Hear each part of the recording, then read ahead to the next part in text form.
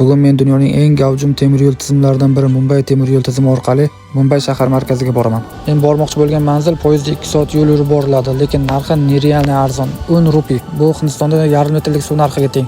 O'zbek so'mida esa 1,5 ming so'm bo'ladi.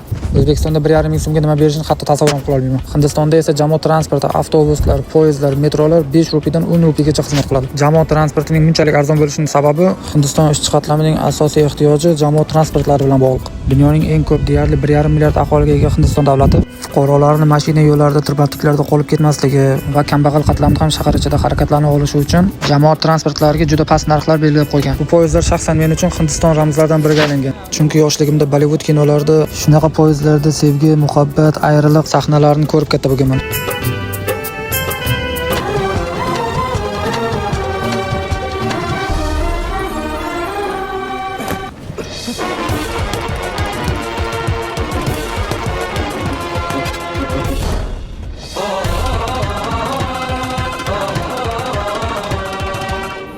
Xullas, men o'ylaymanki, sizlar tushundingiz men qanaqa kinolar ko'rganimni.